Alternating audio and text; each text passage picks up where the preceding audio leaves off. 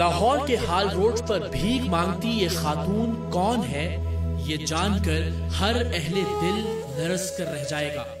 پروردگار کس طرح فقیروں کو بادشاہ اور بادشاہوں کو فقیر بنا دیتا ہے، یہ دیکھ کر ہر اہل نظر کی روح کانپ جائے گی۔ زندگی کتنی بلندی سے اٹھا کر کس طرح پستی میں پٹکتی ہے، یہ سوچ کر ہر اہل ظرف کے ماتھے پر پسینہ آ جائے گا۔ کون سوچ سکتا تھا کہ اپنے وقت میں 4 اخبارات کی مالکن یوں سرراہ لوگوں کے سامنے ہاتھ پھیلانے پر مجبور ہو جائے گی۔ آن لائن نیوز میں شائع ہونے والی ان کی تصویر سے ہمیں ان کے پس منظر کا کچھ اندازہ تو تھا، لیکن کئی دن کی محنت کے بعد، بھیک مانگنے کے ان کے وقت اور جگہ کے تعین کے بعد، ان سے مل کر کئی اور اہم راز بھی ہم پر کھلتے چلے گئے۔ کیسی ہیں آپ؟ خیریت سے ہیں؟ ٹھیک ٹھاک ہیں۔ ہمیں پتہ چلا تھا کہ آپ صحافت بھی کرتی رہی ہیں۔ اچھا، first lady crime reporter in Asia. جی، first lady crime reporter in Asia ہوں میں۔ اچھا، جی، first lady crime reporter in Asia. جی، اور کس اخبار کے لیے کام کرتی رہی آپ؟ میرا اپنا تھا ذاتی۔ اچھا، ذاتی اخبار بھی تھا آپ کا؟ ہاں جی، ڈیلی ہاٹ نیوز انٹرنیشنل۔ صحیح۔ تو پھر ایسا کیا ہوا کہ آپ کو یہاں سڑک پہ آنا پڑا؟ میں میاں صاحب کو 14 سال کی سزا دے دی۔ اچھا، ہاں جی، اور میں کہا کہ ایک ان پڑھ آدمی تھا، اس کے لیے کہ اس کو اخبار کس کے نام لگا دو، میں نہیں دیتی۔ تو پھر انہوں نے مجھے بہت مارا۔ آپ کو مارا؟ ادھر بات مارا، ناخن دے کے میرے۔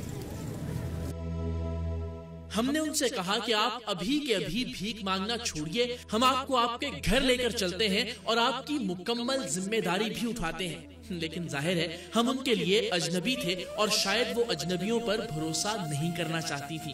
سو ہم نے ان کے اس کرائے کے گھر کا پتہ ان سے حاصل کیا جو اہل محلہ نے انہیں لے کر دیا تھا، اور اگلے روز ان کے جاگنے کے وقت پر وہاں جا پہنچے۔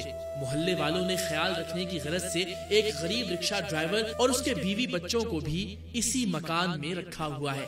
آپ کا اخبار تھا جس کے بارے میں کل آپ نے بتایا، اس کی کوئی کاپی نہیں ہے آپ کے پاس؟ نہیں، کاپی نہیں ہے، وہ اس کے میں آپ کو تھوڑے سے لمحے دکھا سکتی ہوں۔ اچھا، آپ کا اخبار وہاں سے کراچی سے نکلتا تھا یا یہاں سے نکلتا تھا؟ کراچی، اسلام آباد اور نیو یارک۔ اچھا، لاہور سے نہیں نکلتا تھا؟ ہاں، تبھی۔ یہ اس اخبار کا ایڈیٹوریل پیج ہے؟ جی ہاں۔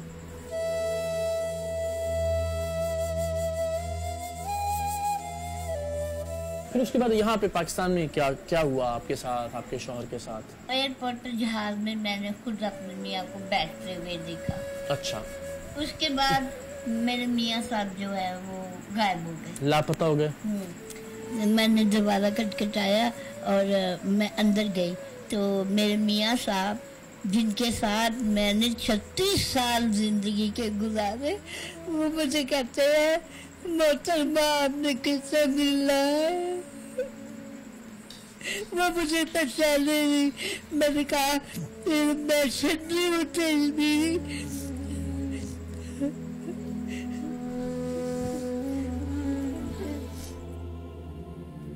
جب آپ ہال روڈ جاتی ہیں کچھ اس کو مس تو نہیں کریں گی؟ ہم اگر آپ کو یہ لگے کہ آپ صرف گھر میں رہیں اور باقی سب ضرورتیں اس گھر کی پوری ہوتی رہیں تو آپ خوش ہیں؟ بالکل ہو کے اکیلی بیٹھ جاؤں۔ ہم وہ کیا کہتے ہیں، آپ کی خدمت کا وہ قیمت تو نہیں چکا سکتے۔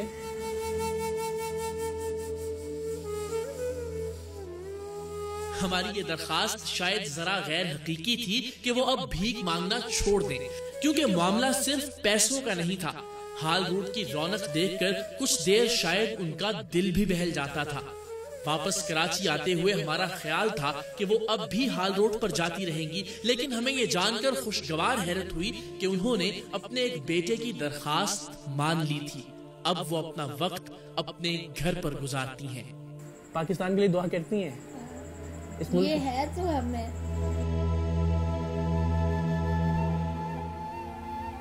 السلام علیکم، خیریت سے آ گئی آپ؟ ٹھیک جی ٹھاک؟ ہاں، کوئی مشکل تو نہیں ہوئی رستے میں آپ کو؟ نہیں۔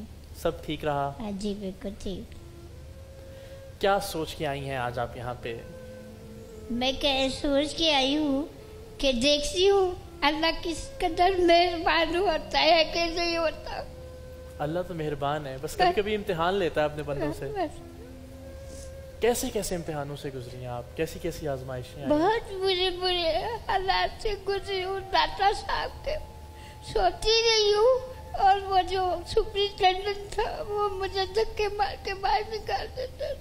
सड़क के ऊपर सोती नंगे नंगे।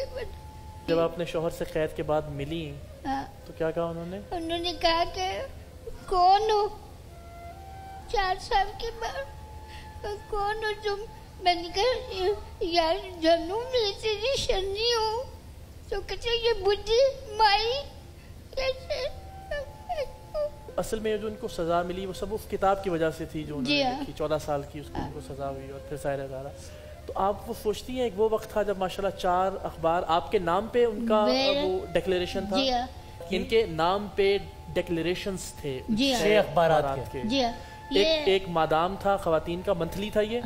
एक किडलैंड, अच्छा वो हाँ वो बच्चों का था, मंथली थे, और 4 डेली थे जिनमें एक अंग्रेजी भी था। हाँ, 2 अंग्रेजी और 2 उर्दू के अखबार। एक है सबका अखबार, एक है अपना अखबार, एक न्यूज एंड न्यूज और एक है हॉट न्यूज। वाह, वो वक्त याद आता है जब आपके मियाँ आपके साथ थे, अपने अखबार थे। वो क्या शान थी मेरी। 5 गाड़ियाँ, 5 गाड़ियाँ थी। डिफेंस में मेरा बंगला थी, दरख्शा विला थी।